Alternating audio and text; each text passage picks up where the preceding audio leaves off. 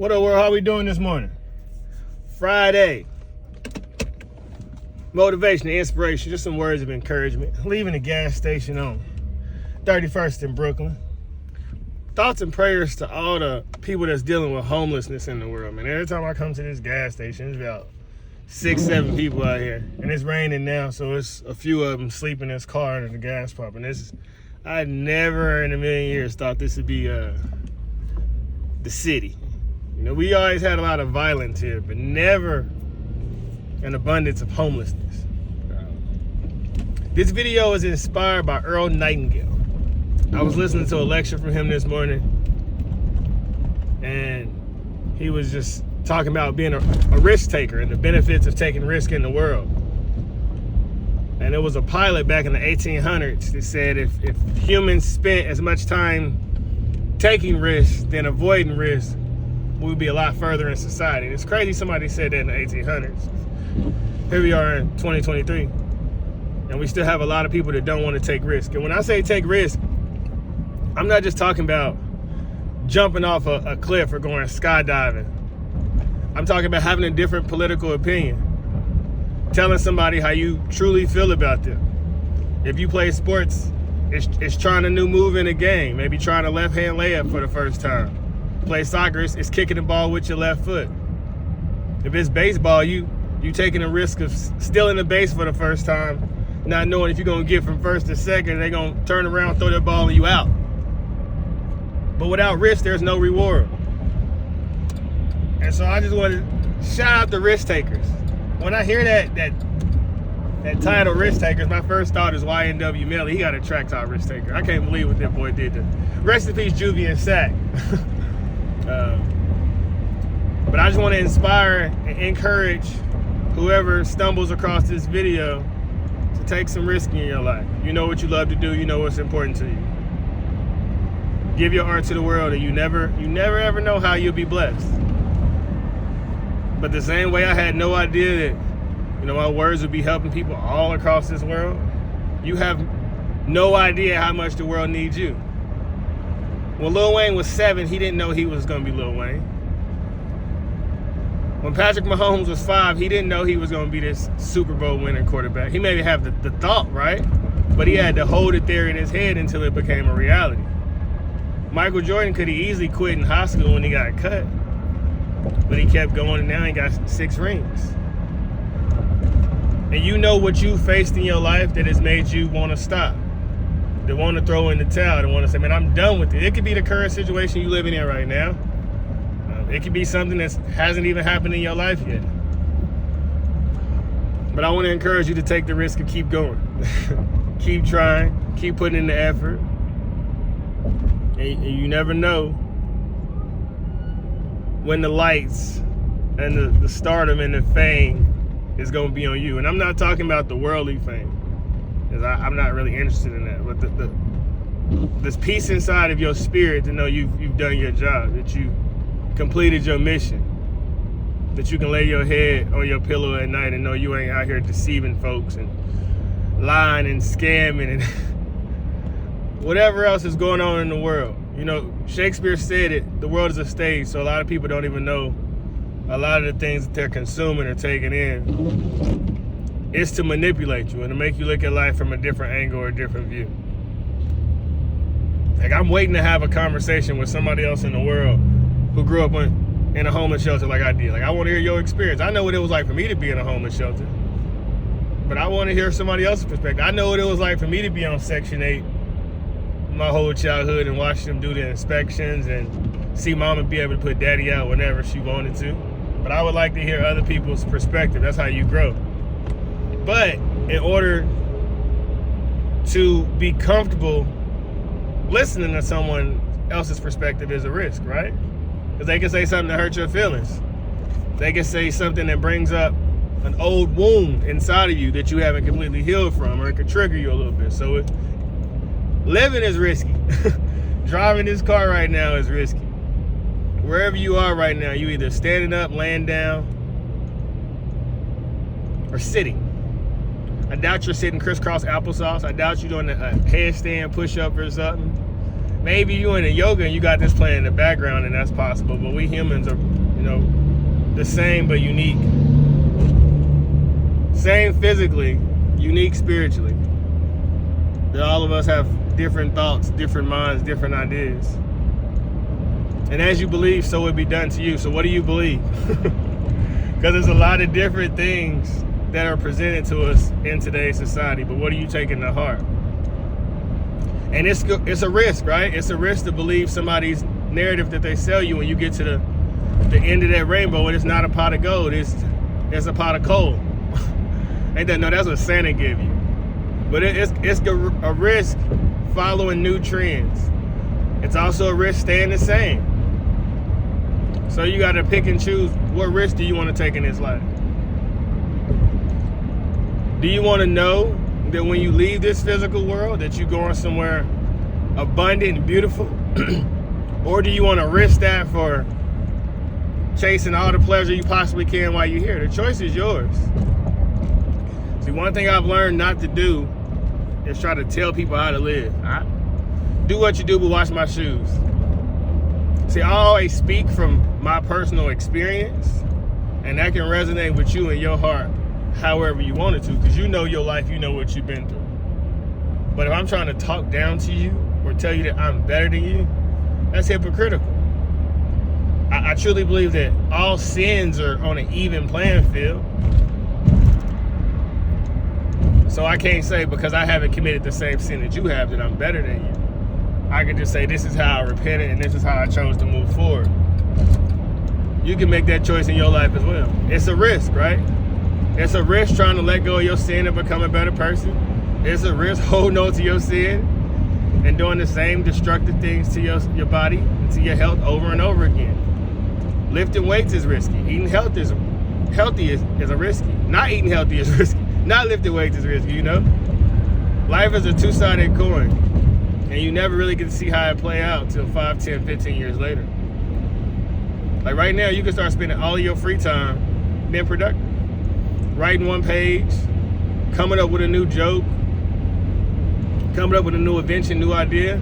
Or any time that you have free time, you can eat a snack. Nothing big, just a little snack. But if you read The Compound Effect, it was three individuals that did that.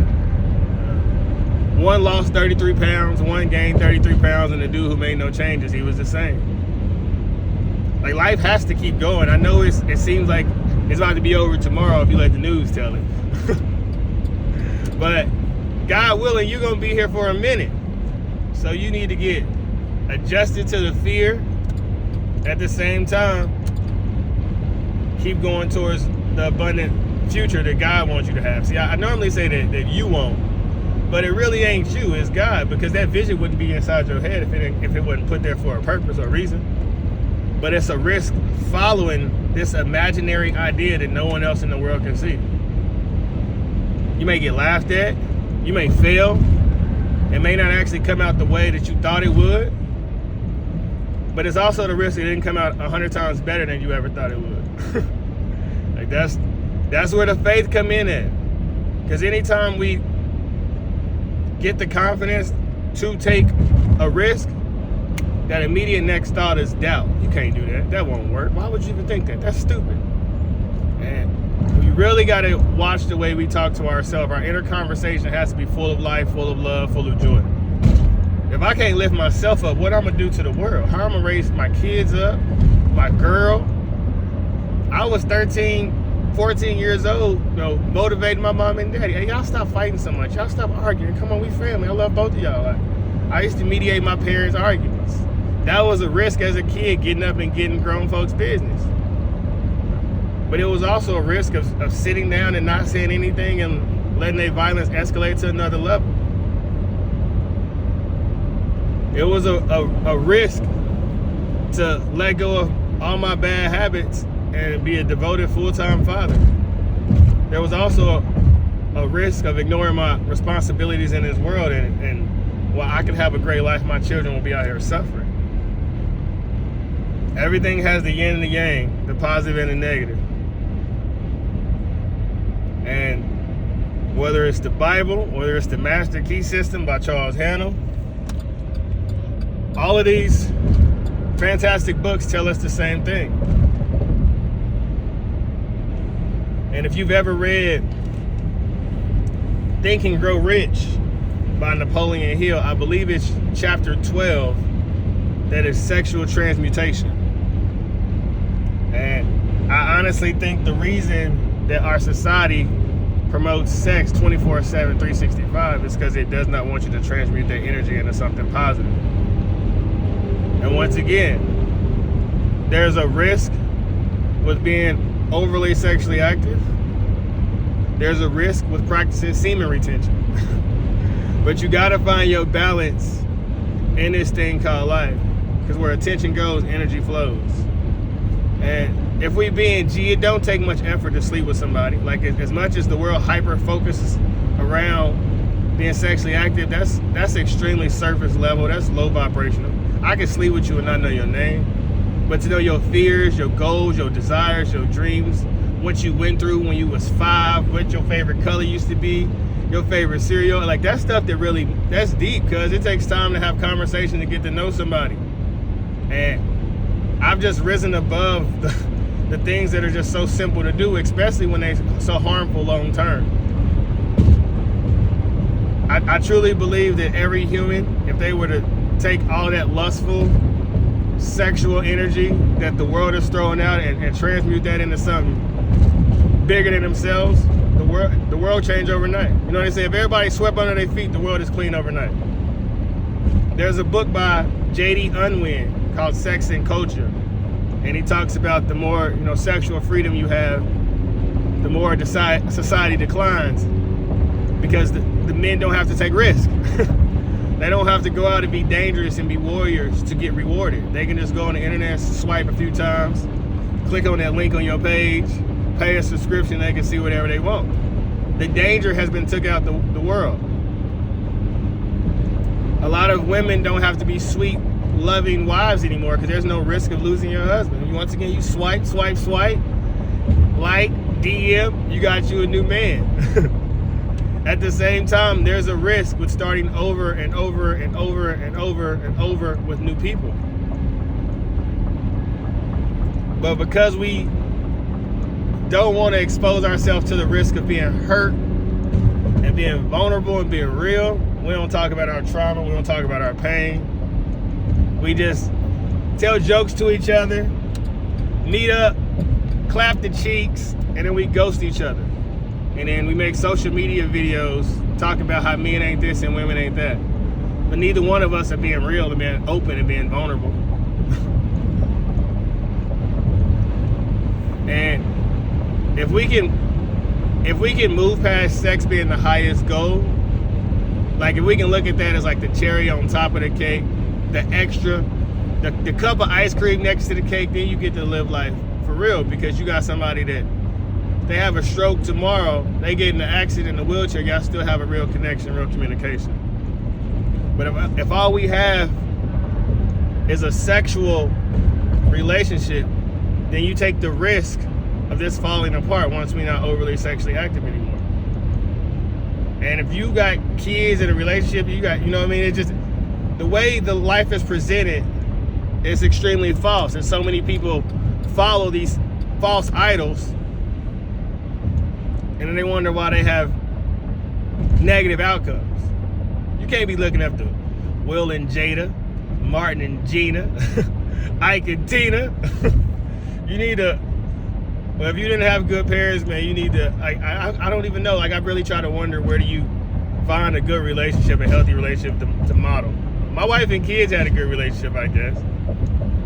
But I truly believe there's a lot of false idols leading you down dark demonic paths. And I can't say if they know it or not, because when I was young, I was pretty ignorant to what was going on in the world. But what I can say is, some people would respond, well, what about you? You saying these things too. How are you not a false idol? I don't think the powers that be would ever let me get to the level to influence the masses. I can't see them letting that happen, because my thought process is so different. I think it'd be a big risk allowing me to speak to 14, 15, 25 million people. Because I don't want to change your perspective. I just want you to think. We all know we just inside these bodies. We all remember being 4 years old, going to preschool. Being in middle school, looking at the clock, waiting on the bell to ring so you can go to your next class. Damn, I'm tired of being in here. We all remember being, hyped for the pep rallies. If you played on the sports team, you was going to get all the love. Homecoming was always lit. Other school cheerleaders would be looking at you while you out there doing your little layup line and stuff. We all got memories. I didn't go to college, but I'm sure a lot of y'all have memories of the fun you had in college. The best things in life are free. And there's such a risk only chasing money and not chasing real meaningful relationships. Like I seen a video yesterday and it was so dope. And it said, real happiness is when your children want to spend time with you when they grown ups, when they could be out doing whatever they want to do in the world. They 25, they could be with their friends, but they choose to still be around their parents. And right now my kids are forced to be around me. They live in my house. But every day we get closer and closer, our relationship gets better and better. And if I keep on being a good parent, then hopefully they want to be around me when they're adults. But I'm conscious right now is the way I treat them, the way I talk to them, the way I interact with them. There's a risk that if I don't do it the right way, when the minute they get out of my house, they're not gonna want to look back. That's the reality. That's every day on how I conversate with my wife, how I interact with my coworkers, how I interact with people in the world. There's always a risk that if I'm talking reckless to him, he could have a strap in his car. I don't know what he's going through. He could pull it out and start dumping. Every situation could have a positive or a negative. It's all how you react. Don't they say life is 10% what happened to you and 90% how you respond or something like that? Learn to slow down and always look for the best outcome. See, the best fighter is never angry. That's from the art of war. And we make better choices when we're calm. When you sad, listening to some Usher Let It Burn or something, you be all in your feelings. You ain't thinking good. At the same time, when you listen to Lil Jon and the Eastside Boys, Bia, throw your hood up, you a little crunk, you a little too hyped. You need to calm down real quick, Listening to the Baby Suge got you bouncing all around. You gotta calm that spirit and make a logical choice. And it's a risk, right? It's a risk maturing and growing because you don't know what the future holds.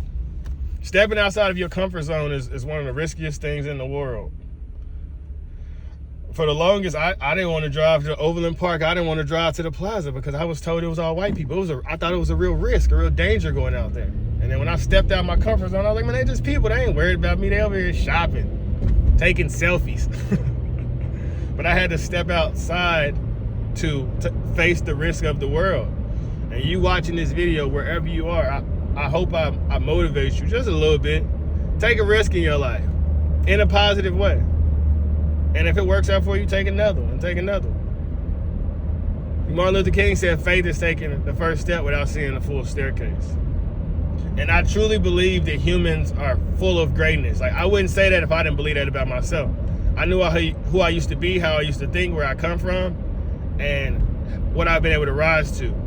I never thought my intellectual property would be this way. And now my brain is a library. It is wild what I got in here. But I know if I can consume this much knowledge and information, it's a 12-year-old kid right now who can blow me out the water. Because he can start reading Psycho-Cybernetics when he's 11. He can read the science of being great when he's 14. I didn't know anything existed like this until I was 27, 28. My children already have heard The Strangest Secret in the World by Earl Nightingale over 100 times. And as a man thinketh in his heart, so is he. So I want you to think that you are pure greatness, that you are pure spirit. Shout out Wayne Dyer. And don't let this world make you feel low about yourself. Because if you look around, most of the angry, negative people, they may seem happy on the surface, but they're really unhappy on the inside. And so when somebody lashes out at you or says something negative, it's like, man, I hope you're okay. Because you don't always have to throw that energy back at people. Sometimes I know it feel like you want to, but then you got to deal with the risk, once again, of how that escalates. And we got to stay tunnel vision, focused on what's important to us and not letting the noise around us distract us. As Winston Churchill said, you'll never make it to your destination if you stop and throw a stone at every barking dog. So I'm saying, ignore the dogs, and go get the money. Rest in peace, Dolph, man. I love you all. Thanks for spending your Friday with me, or if you watch this video on Saturday, Sunday, Monday, Tuesday, Wednesday, Thursday, whenever it is, have a super mega awesome day. Never be too proud to pray. Smile, be happy, be happy, be happy, because blessings are always on the way. I love you all. We out. I got to get in here and clock in. Peace. Ah.